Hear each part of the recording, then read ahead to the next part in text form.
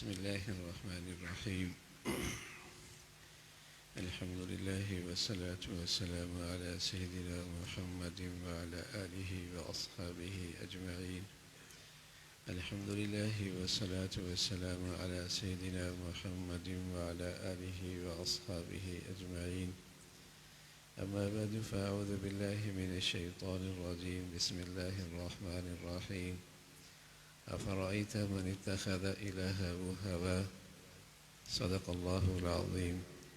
अल्लाहुम्मा सल्लि अला सय्यिदिना मुहम्मद व अला आलि सय्यिदिना मुहम्मद व बारिक व सल्लिम। अल्लाहुम्मा सल्लि अला सय्यिदिना मुहम्मदिन नबिय्यिल उम्मी व अला आलिहि व अस्हाबिहि व सल्लिम। मेरे मुअज़्ज़ज़ मुसलमान बुज़ुर्गों, अज़ीज़ भाइयों और उम्मत मुस्लिमा की मुक़द्दस माँ और बहनों, इंसानों के संवारने, सुधारने, इस्लाह की दुनिया के यहाँ बहुत सारी तजावीज़ हैं। दुनिया तजरबे भी कर रही है, उस पर अमल भी कर रही है कि दुनिया का सुधार हो जाए, ज़िंदगी के अंदर सलाह आ जाए, संवर जाए, सुधार आ जाए। दुनिया के पास मुख्तलिफ तजावीज़ भी हैं, तजरबे भी हो रहे हैं, उन पे अमल भी हो रहा है। तजावीज़ ये भी आई, कहने वालों ने कहा कि हर शख्स का पेट भर जाए तो सुधार आ जाएगा।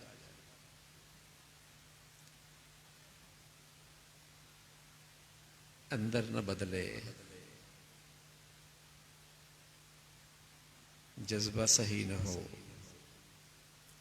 मिजाज में नफ्स परस्ती हो तो पेट भरने से क्या हो। पहले जुर्म होता था कमज़ोर आदमियों से, अब जुर्म होगा ताकतवर, इसलिए कि पेट भरा हुआ है। पहले जुर्म होता था फटे पुराने कपड़ों में, अब वो ज़रबर्क लिबास पहन के जुर्म करता है।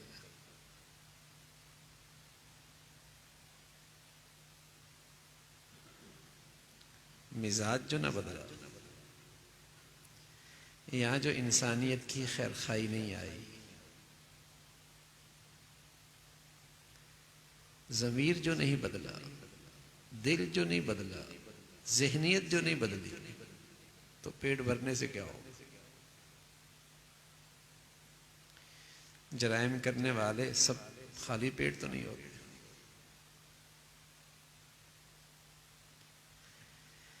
तो किसी ने इसी को मिशन बना लिया कि पेट भरा जाए।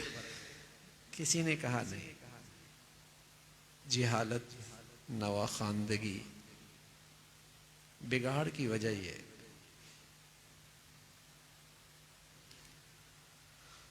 उन्होंने मालूमात की फरावानी कर दी, मालूमात बढ़ गई, मालूमात में इजाफा हो गया। तो पहले अनपढ़ था, जराइम के तरीक़े भी इसके पास कम थे। अब पढ़ा लिखा है, अब इसके लिए जराइम के तरीक़े भी नए नए आ गए।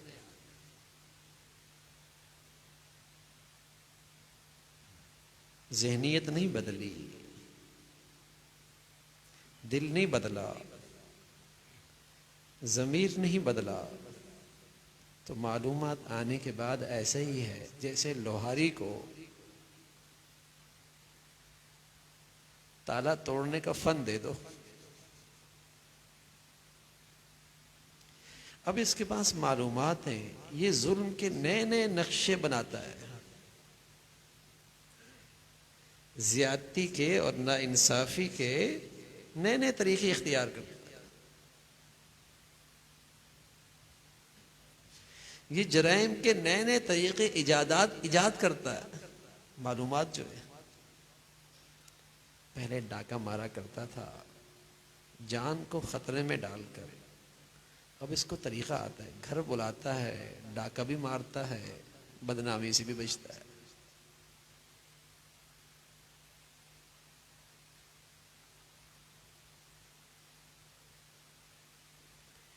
तो मालूमात का इजाफा होना भी तो सुधार का हल नहीं है, सुधार का हल नहीं है। किसी ने कहा तहजीब, कल्चर एक होना चाहिए, सारी दुनिया का कल्चर एक हो जाए, सारे मुल्क का कल्चर एक हो जाए तो इनके अंदर इत्तेफाक हो जाएगा। तो ये बताओ कि जिनकी ज़बान एक है और कल्चर पहले से एक है, उनमें भी कितना इत्तेफाक है?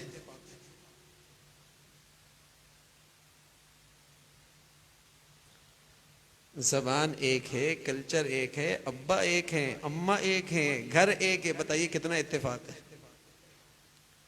कल्चर एक होने से बात नहीं बनेगी जब तक कि दिल एक नहीं होंगे।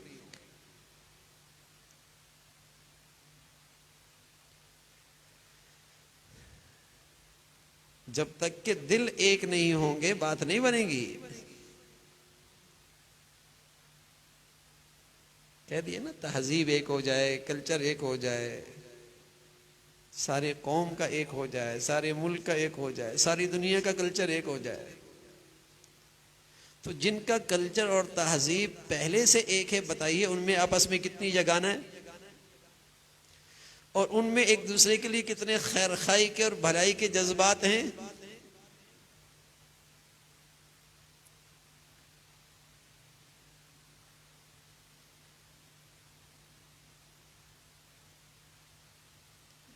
किसी ने कहा, तजवीज दी, सुधार की, सलाह की, तजवीज ये दी कि जबान एक होनी चाहिए, लिबास एक होना चाहिए। तो बताइए अगर दिल न बदले, जिसको इंसान का एहतराम नहीं, बताइए वो जेब कतरा लिबास का एहतराम करेगा?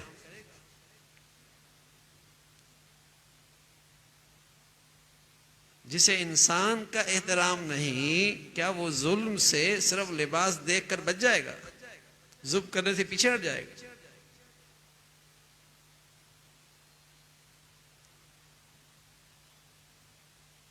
तो पैगंबर दुनिया में आए और दुनिया में यही दो जिंदगियां थी, दो जिंदगी के तरीके।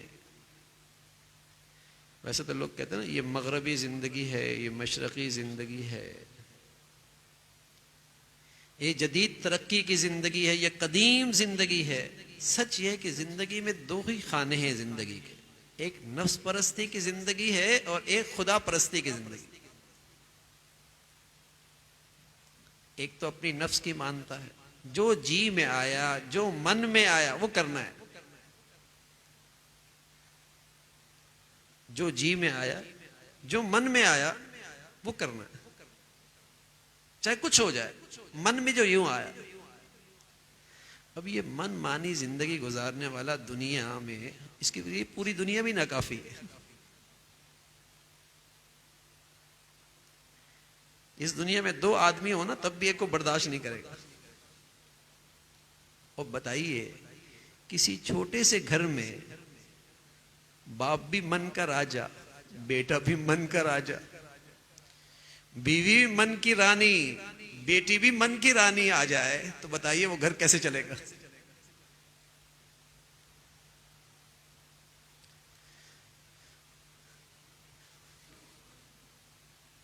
एक ही घर में जब पूरी दुनिया इसके लिए नाकाफी है, तो एक छोटे से घर के अंदर ये कैसे सुकून और चैन से रह सकते हैं? ये मन का राजा जो इसके जी में ये करना चाहता है, और बीवी मन की रानी है जो उसके जी में वो करना चाहती है। बेटी भी ऐसी है, बेटा भी ऐसा है। अब एक ही घर में चार मन के राजे रानी, बताइए उस घर में चैन और सुकून कैसे आएगा? सड़क पे गाड़ी आ जाए, 3 गाड़ियां हो, 4 गाड़ियां हो, हर एक चाहे कि रोड पे जैसे मैं चलाऊंगा वैसे, जैसे मेरी मर्जी वैसे गाड़ी चलाऊंगा, तो टकराव होगा नहीं होगा?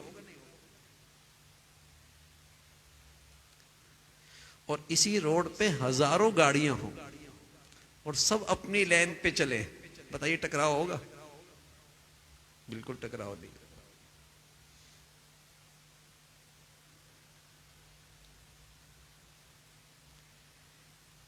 तीन गाड़ियों के लिए भी चलना मुश्किल, इसलिए कि हर एक अपनी मर्जी चाहता है, और हजारों गाड़ियां भी नहीं टकराती, इसलिए कि वो कानून के मुताबिक चल रही है।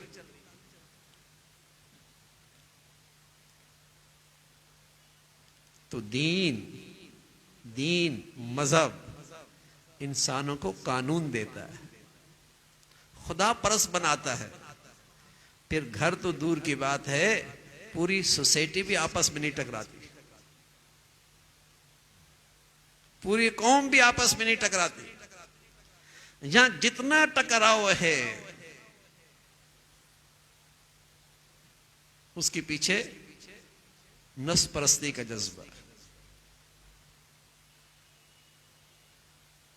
जहां मालूमात भी बहुत है, पेट भी भरा हुआ है, जबान भी एक है, तहजीब भी एक है, कल्चर भी एक है, रोग क्या है? मन के राजे हैं, नहीं सुकून से रह सकते, नहीं इत्तेफाक से रह सकते। तो दुनिया में जिंदगी गुजारने के दो ही तरीके, एक नफ्स परस्ती का रास्ता और तरीका, और एक खुदा परस्ती का तरीका जो पैगंबर लाया करते हैं, जो दीन की सूरत है, दीन का कानून है। तो बताइए, इंसान की सलामती, दुनिया की सलामती नफ्स परस्ती में है या खुदा परस्ती में? इसलिए दीन अल्लाह की रहमत है, दीन अल्लाह का इनाम है, दीन अल्लाह की तरफ से नेमत है।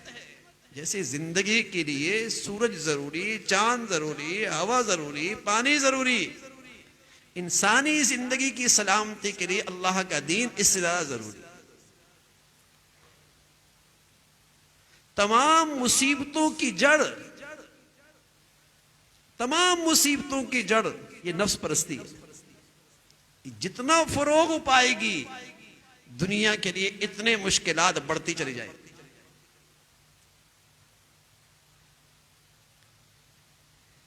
ये जितना फरोग पाएगी ये जिंदगी नफ्स परस्ती वाली, जिंदगी के मसाइब इंसानों के लिए मुश्किलात बढ़ती चली जाएंगी, कम नहीं होंगी, कम नहीं हो, मसाइब बढ़ते चले जाएंगे, मुश्किलात में इजाफा होता चला जाएगा।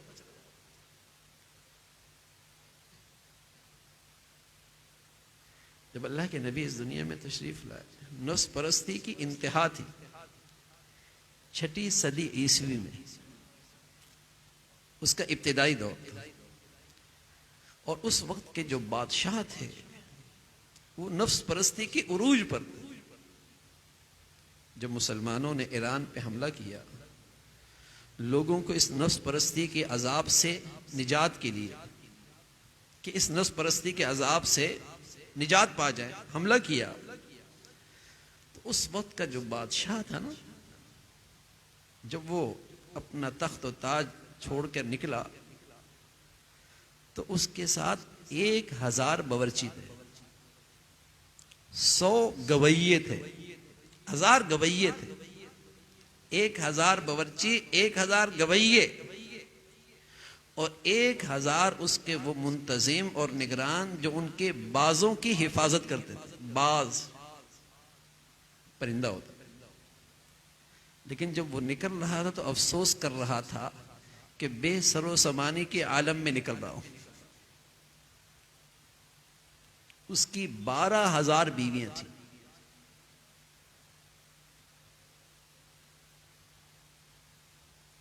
नफ्स परस्ती की इंतहा थी। उस दौर में अल्लाह के नबी इस दुनिया में आए जहां नफ्स परस्ती के सैलाब में हर चीज बहती चली जा रही थी। वहां आपने इंसानियत का रुख फिरा, मिजाज बदला, जहन बदला, जमीर बदला, सोच बदली।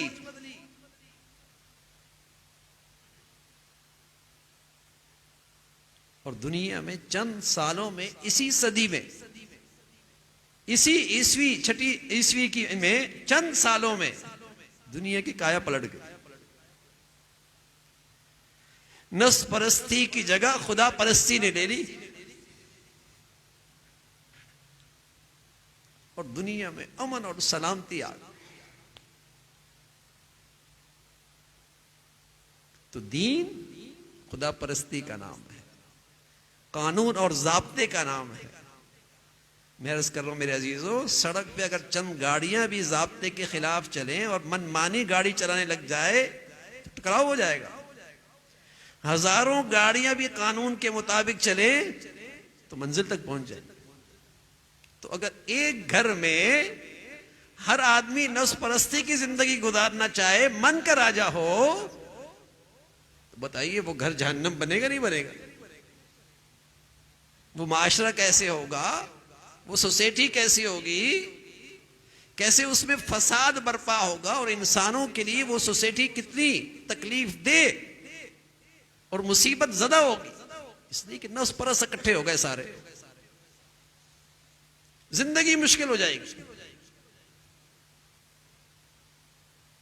आज दुनिया में चीजें बढ़ गई, वसाइल बढ़ गए, लेकिन उसका इस्तेमाल करने वाला इंसान नहीं मिल रहा। क्यों? वो नफ्स परस्त। चीजें बहुत, वसाइल बहुत, जराए बहुत, लेकिन इस्तेमाल करने वाला इंसान कैसा है?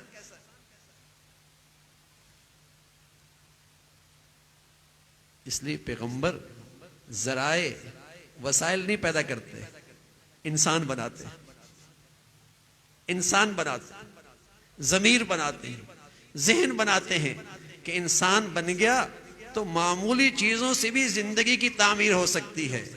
और इंसान न बना, वसाइल आ गए, जराए आ गए, इंसान न हुआ तो बनी चीजें भी बिगड़ जाएंगी, बल्कि बिगाड़ का बायस बनेंगी और बन रही है।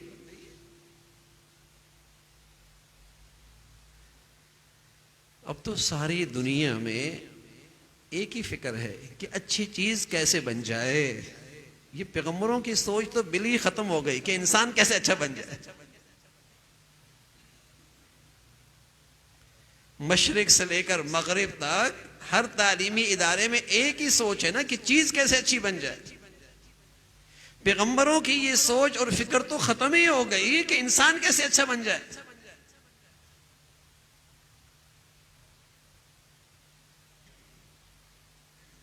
घर वो अच्छा नहीं होता जिसकी इमारत अच्छी होती, जिसका फर्नीचर अच्छा होता है, जिसकी टाइल्स और मार्बल अच्छा होता है। घर वो अच्छा होता है जिस घर के इंसान अच्छे होते हैं। वो छोटा घर भी जन्नत होता है। अस्पताल वो अच्छा नहीं होता जिसकी मशीनरी अच्छी होती है या उसकी इमारत बहुत अच्छी होती है। वो अस्पताल अच्छा होता है जिसके अंदर का डॉक्टर अच्छा इंसान हो, उसमें अहलियत और दयानत हो। मार्केट और बाजार वो अच्छा नहीं होता जहां सामान अच्छा रखा हुआ हो, इमारतें अच्छी हो। अच्छी मार्केट और अच्छा बाजार वो होता है जिसका ताजर अच्छा हो।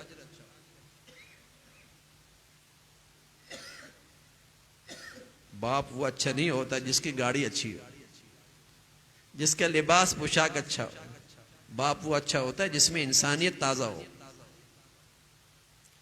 बीवी वो अच्छी नहीं होती जिसका लिबास बहुत कीमती हो, नए ब्रांड का लिबास पहनती हो। ना ना, उसके अंदर इंसानियत हरी भरी हो, अखलाक अच्छे हो, किरदार अच्छा हो।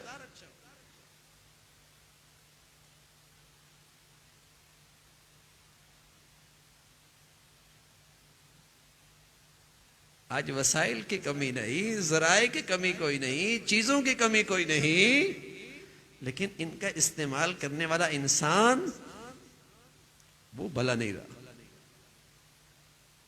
वो भला नहीं रहा। तो नफ्स परस्ती की जिंदगी आलाम, तकालीफ, मसाइब की जड़ है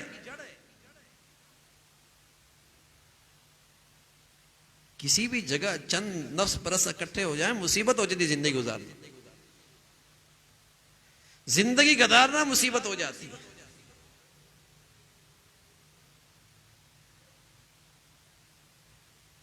तो खुदा परस्ती की जिंदगी पैगंबर लेके आता है, नबी लेके आता है, अल्लाह का रसूल लेके आता है।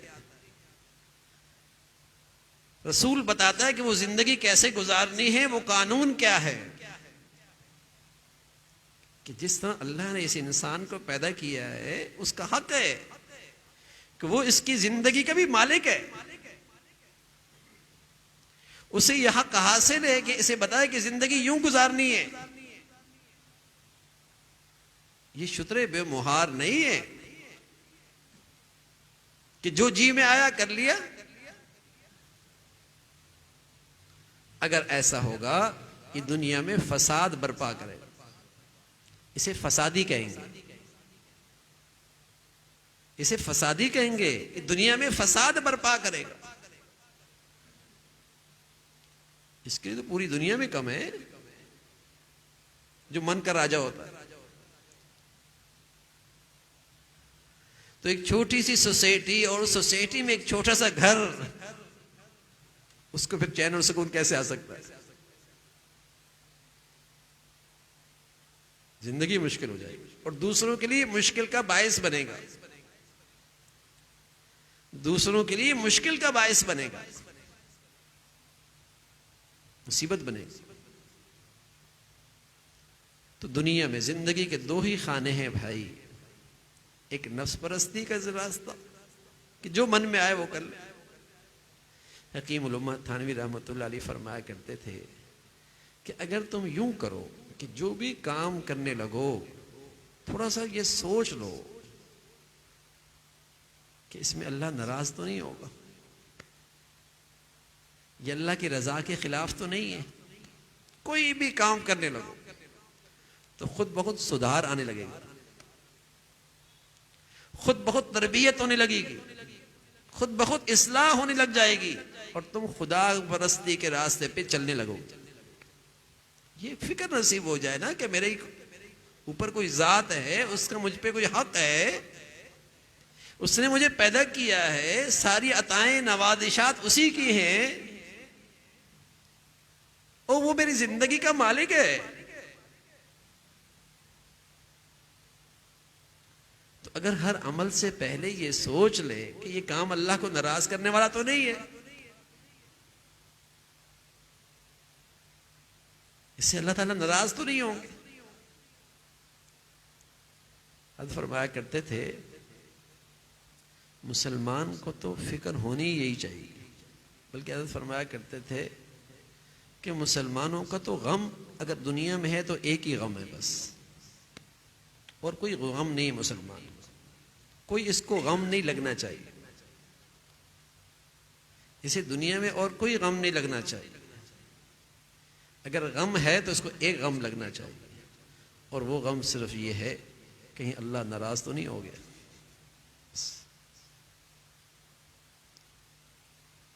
एक गम लगना चाहिए। फरमाया करते थे ये गम जितना लगे इतना अच्छा है,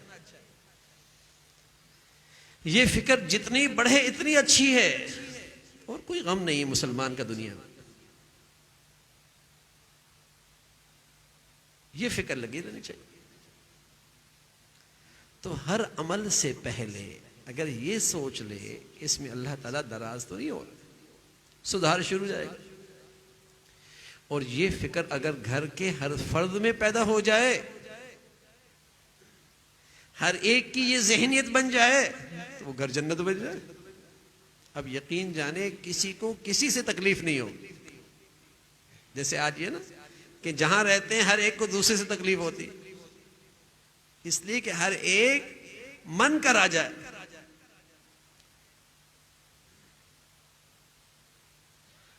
अपनी ख्वाहिश पूरा करना चाहता है, अल्लाह की रजा नहीं देखता,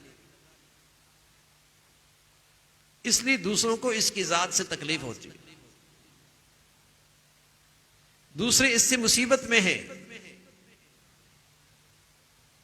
तकलीफ में,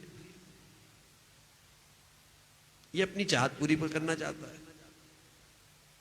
बाद लोग तो नमाजी भी होते हैं, हाजी भी होते हैं, लेकिन मामलात और माशरत में वही करना चाहते हैं जो उनके जी में आए। तो नमाजी हाजी भी हैं और बाजार में दूसरों की तकलीफ का बाइस भी है, दूसरों की तकलीफ का बाइस भी है, मुसीबत में लोग इससे। इसलिए कि यह हकीकत में नफ्स परस्त है, नफ्स परस्त।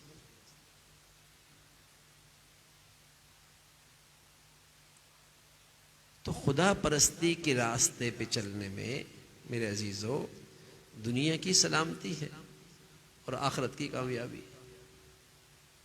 खुदा परस्ती के रास्ते, नफ्स परस्ती की जिंदगी में इस दुनिया में भी हलाकत है, तकलीफ है, अपने लिए भी दूसरों के लिए। एक बुजुर्ग थे मौलाना रूमी रहमतुल्लाह अलैह, उनकी बड़ी खुसूसियत थी कि वो हिकायात में कहानी के अंदाज में बात करते और उसमें एक पैगाम देते थे, एक पैगाम दिया करते। फरमाने लगे एक शख्स था, बूढ़ा आदमी था, उसकी कमर झुकी हुई थी और वो गली में बाहर कुछ तलाश कर रहा था। जब बहुत देर हो गई तो एक नौजवान आया, उसने कहा बड़े मियाँ क्या तलाश कर रहे हो? कहा बेटे हीरा तलाश कर रहा हूं। वो भी तलाश करने लगा। जब बहुत देर हो गई तो उस बड़े मियाँ ने, इससे नौजवान ने पूछ लिया बड़े मियाँ ये हीरा गुमा कहाँ है? कहा बेटे गुमा तो घर में था, वहां अंधेरा बहुत है, बाहर रोशनी है इसलिए यहां तलाश कर रहा हूं। बाहर रोशनी है इसलिए यहां तलाश कर। तो आप कहेंगे बड़े मियाँ की उम्र का तकाजा है, उसकी उम्र की वजह से वो उनकी अकल सटिया गई होगी, इसलिए अंदर की चीज बाहर तलाश कर रहा है और लॉजिक दे रहा है कि बाहर रोशनी अंदर अंधेरा है, उम्र का तकाजा। लेकिन सच ये है मेरे अजीजों, आज सारी दुनिया में यही खेल हो रहा कि जिंदगी की सलाह और सुधार तो अंदर गुम है कि दिल बदलता, जहन बदलता, जमीर बदलती, दिल बदलता, जहन बदलता, जमीर बदलता। जिंदगी का सुधार तो अंदर गुम है और हम जिंदगी संवारने निकले हैं बाहर के नक्शों से कि स्टेटस अच्छा हो जाए, गाड़ी अच्छी हो जाए, आमदनी अच्छी हो जाए, लिबास पोशाक अच्छा हो जाए, घर अच्छा हो जाए। तो बताइए बड़ी मियाँ से तो हम कह रहे हैं कि बड़ी मियाँ की अकल सटिया गई है, दुनिया हमारे बारे में क्या कहेगी?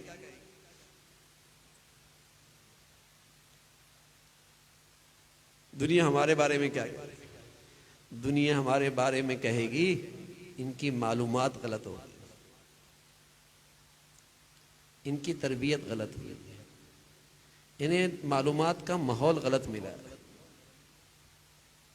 इन्हें समझाया, पढ़ाया, सिखाया यही गया है कि तुम्हारी ख्वाहिशात की जिंदगी पूरी हो जाएगी, यही तरक्की का रास्ता। तुम जितने आला मेयार के साथ अपनी ख्वाहिशात पूरी करोगे यही दुनिया का बड़ा इंसान होता है। इन्हें पढ़ाया ये गया, इन्हें सिखाया ये गया, इन्हें माहौल दिया गया है, इनकी तरबियत ही ऐसे माहौल में हुई है।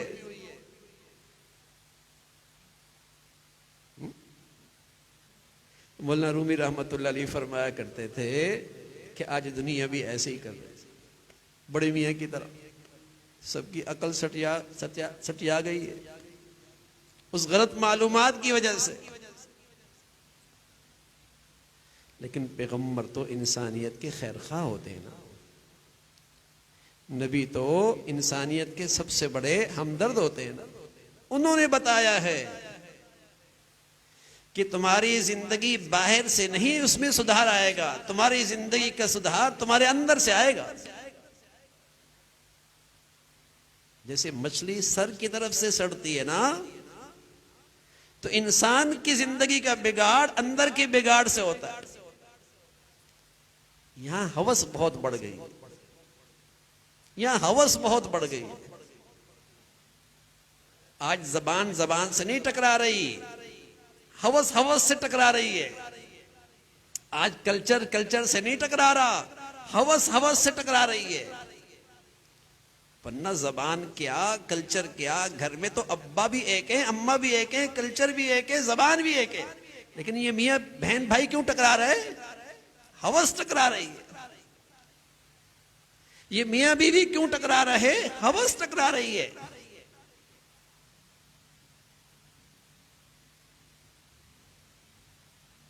हवस टकरा रही है।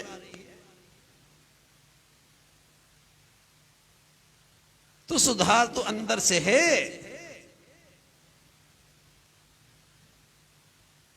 इसके बिगाड़ से सारा बाहर का बिगाड़ है। इसलिए पैगंबर जब सुधार लेके आते हैं ना, पैगंबर जब सुधार लेके आते हैं, बल्कि पैगंबर इंसानियत के सबसे सच्चे नुमाइंदे होते हैं।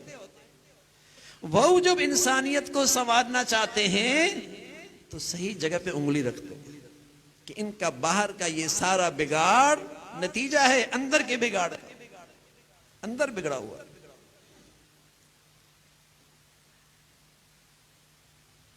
यहां किसी ने कहा मालूमात बढ़ा दो, कोई किसी ने इसी को मिशन बना दिया। किसी ने कहा पेट भर लो, किसी ने इसी को मिशन बना लिया। किसी ने कहा कल्चर एक होना चाहिए, इसी को मिशन बना लिया। किसी ने कहा जमात एक होनी चाहिए, तंजीम एक होनी चाहिए, हाँ तंजीम होनी चाहिए। अरे भाई, सड़े हुए अफराद से अगर तंजीम बनेगी तो पहले चोरी अकेला किया करता था, अब मुनज्जम होकर करने लग गए, इसलिए कि जमात इकट्ठी होगी। जब तक जमीर नहीं बदलेगा, दिल नहीं बदलेगा, सोच नहीं बदलेगी, उस वक्त तक तंजीम तो जमात तो, इसलिए कि बिगड़ी हुई अफराद से मजमुआ बिगड़ा हुआ बनेगा ना।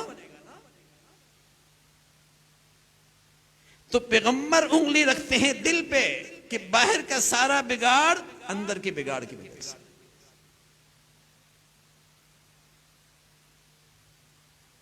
अंदर का बिगाड़ है, उसका नतीजा बाहर का सारा बिगाड़। और सुभान अल्लाह, जब अंदर का बिगाड़ ठीक हुआ तो ऐसे जबरदस्त इंसानियत की जिंदगी में नक्शे नजर आए, जबरदस्त नक्शे नजर आए। चच्चा एक मार्के में जख्मी पड़े हुए हैं,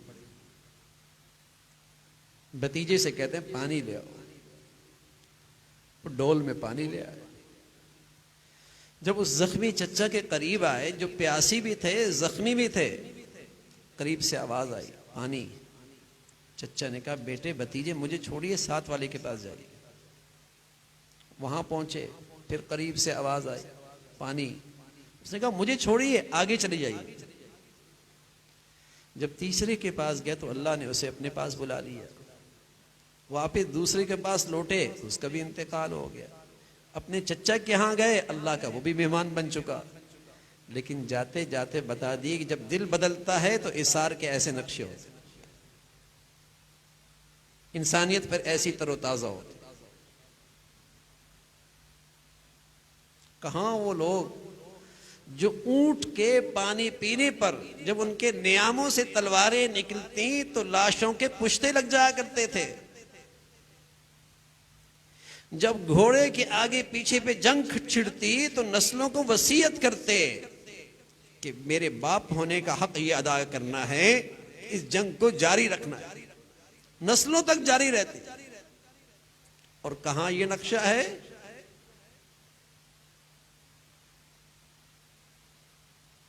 दिल जो बदल गए, जमीर जो बदल गए, जहनियत जो बदल गई, जज्बे जो ठीक हो गए। हुजूर अलैहिस्सलातु वस्सलाम है, आपके यहां एक मेहमान आता है, आप अलैहिस्सलातु वस्सलाम फरमाया आज इस मेहमान की मेजबानी कौन करेगा? एक साहबी ने हाथ खड़े, या रसूलुल्लाह ये सआदत मुझे मिल जाए। घर ले गए। जैसे वो सहाबी थे ऐसी सुभान अल्लाह उनकी अहलिया भी थी, बड़े दिल वाली, बड़े दिल वाली। पता है घर में कुछ नहीं है। आज की बेचारी कमजोर औरत क्या कहती है, लाते क्या हो कि मेहमान उठा के ले आए हैं? लाते क्या हो कि मेहमान उठा के ले आए। एक मेहमान भी बोझ बन जाता, सब कुछ होते हुए भी बोझ लगता है। पहले अजीब दौर था, पहले मिलने का दिल करता था, सवारियां नहीं होती थी, राब्ते नहीं होते थे। अब राब्ते और सवारियां हैं, इंसान इतना नफ्स परस्त हुआ है कि मिलने का दिल नहीं करता।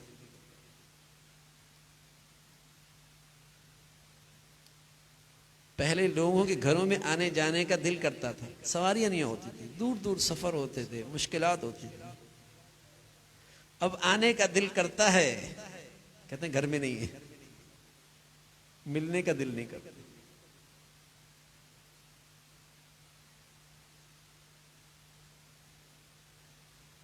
मिलने का दिल नहीं करता। क्या चीजें कम हो गई, माशियत खराब हो गई, पहले के मुकाबले में दुनियावी हालात बेहतर नहीं है क्या? हर आदमी पहले से ज्यादा खुशहाल है। नफ्स परस्ती ने दिल छोटा कर दिया है। इस नफ्स परस्ती ने दिल बड़ा छोटा कर दिया है।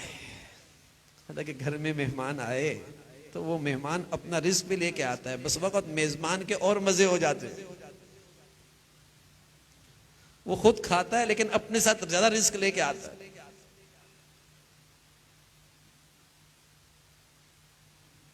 दिल छोटे हो गए।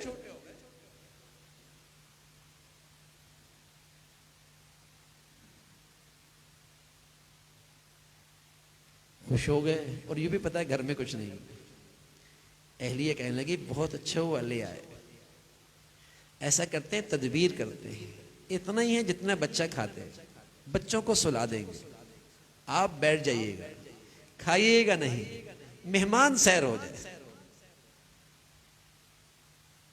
यही कुछ किया मियां बीवी ने मशवरे से। क्या बड़ी सोच हुआ करती थी, कैसे मुबारक दिल हुआ करते थे।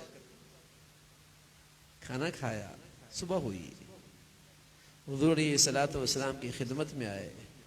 आप अलैहिस्सलातु वस्सलाम ने फरमाया तुम्हारे घर में रात को क्या हुआ है, क्या किया तुमने घर में कि अल्लाह ने तुम्हारी तारीफ में कुरान के आयतें उतार दी।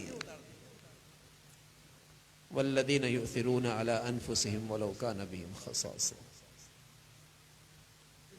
हाँ मेरे अजीजों, जब अंदर का इंसान बनता है तो फिर ये नक्शे जिंदगी में नजर आता है। अब इसार तो छोड़िए भाई, हमदर्दी तो छोड़िए, इंसाफ मुश्किल हो गया। खूनी रिश्तों के साथ भी इंसाफ मुश्किल हो गया। सके बहन भाइयों में भी इंसाफ मुश्किल हो गया। मियां बीवी की जिंदगी जो 40 साल से एक छत तले रहते हैं, यहां भी इंसाफ नापेद हो गया। इंसाफ ही नहीं रहा, नफ्स परस्ती जो आ गई, खुदा परस्ती जो चली गई, मिजाज में जुल्म आ गया ना, मिजाज में ज्यादती आ गई, हवस इतनी बढ़ गई कि इसका पेट ही नहीं भरता, इसका जी ही नहीं भरता, इतनी हवस।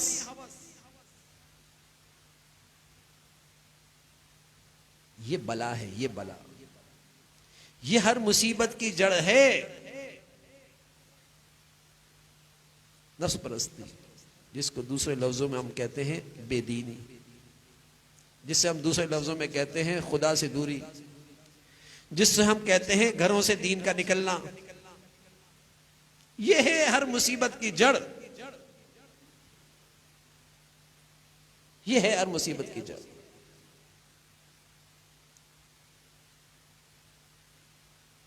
तो वहां तो ये नक्शा है, और कहां वही लोग जहां जिनकी हिर्स व हवस ऐसी थी कि दुनिया की कोई मुहज्जब सल्तनत वहां हुकूमत नहीं करना चाहती, और कहां जिंदगी की काया पलटी, और कहां नक्शा जिंदगी का बदला, इसलिए कि अंदर का इंसान बदल गया। सब कुछ बदल गया, सब कुछ बदल गया।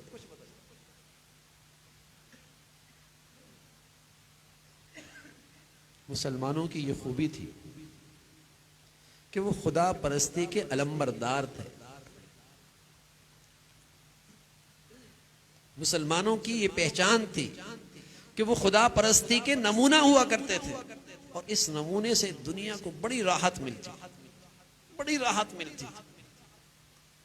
और इनकी जिंदगी में दूसरों के लिए बड़ी कशिश हुआ करती थी।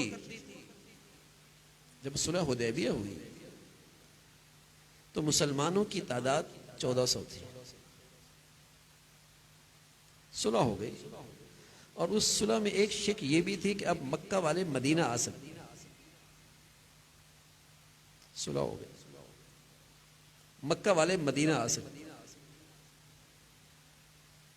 2 साल गुजरे, और इन 2 सालों में के बाद फतह मक्का होने लगा, तो मुसलमानों की तादाद 1400 से बढ़कर 10,000 हो गई। और इन 2 सालों में न मुसलमानों की तलवार चली न जबान चली, लेकिन खुदा परस्ती की जिंदगी का सिक्का चला।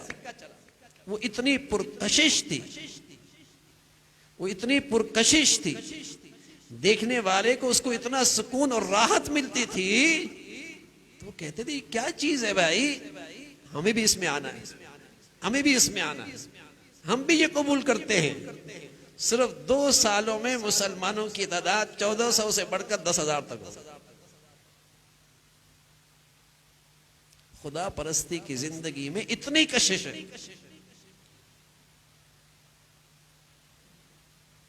उसमें इतनी खूबसूरती है, उसमें इंसानियत के लिए राहत है, उसमें इंसानियत के लिए सुकून है, उसमें इंसानियत के लिए ठंडक है। वो हैरान होते थे, कहां ये किसी को बर्दाश्त नहीं करते थे, इनकी हवस ऐसी थी, और कहां ये आज एक दूसरे के लिए शीरो शकर। न जबान का मसला, न रंग का मसला, न जात का मसला, न इलाके का मसला, ये सारी चीजें मुख्तलिफ हैं, लेकिन इनके दिल एक है। ये सुलेमान फारिस से, ये सुहेब रूम से, ये बिलाल हबशा से, ये कोई कुरैशी बनी उमैया का, और ये मदीना में यूं नजर आते हैं जैसे सब एक माँ बाप की औलाद। खुदा परस्ती ने उनमें ऐसी यगानत और ऐसी मोहब्बत और उनके आपस का ऐसा प्यार इस खुदा परस्ती ने उनमें पैदा कर दिया था। तो कशिश थी इनकी जिंदगियों में, पुरकशिश जिंदगी, खुदा परस्ती की जिंदगी, अल्लाह की रहमत, अल्लाह का इनाम, अतिया खुदाबंदी और जिंदगी की राहत, और इसी में और सारी मुसीबतों की तकालीफ की जड़ जब आदमी नफ्स परस्त हो। इसलिए प्यारे नबी फरमाया करते थे सल्लल्लाहु अलैहि वसल्लम, अल-कय्यिस मन दाना नफ्स, वो आदमी बड़ा अक्लमंद है जो अपने नफ्स को खुदा के हुक्म के ताबे कर लेता। खूब बड़ा अक्लमंद आदमी है, और वो बड़ा अहमक आदमी है, बड़ा अहमक आदमी है जो नफ्स की मान के चलता है, अपने आप को हलाकत के गड़े में डालता है। अहमक आदमी, कम अकल, अक्लमंद आदमी है जो अपनी ख्वाहिशात से पहले, उन ख्वाहिशात को पूरा करने से पहले कहता, देखता है अल्लाह की चाहत इसमें क्या है, अल्लाह की रजा इसमें क्या है, अल्लाह की पसंद क्या है इसमें। यह अक्लमंद आदमी, अक्लमंदी की निशानी है।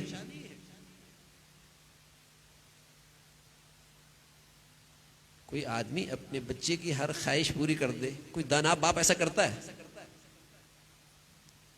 कोई दाना माँ अपने बच्चे की हर ख्वाहिश पूरा करती है? और अगर कोई नादान माँ बाप ऐसे करने लग जाएं तो उन्हें नादान ही कहेंगे ना। बताइए, उसमें बच्चे की खैर खाई है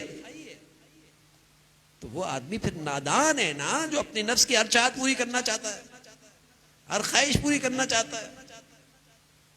नादान है ना, कम अकल है।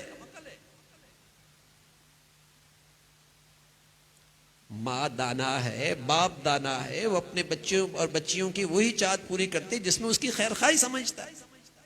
तो अक्लमंद आदमी वही होता है जो ये देखता है कि मेरे अल्लाह ने मेरे लिए किस में खैर रखी, किस में भलाई रखी, उसके हुक्म क्या है।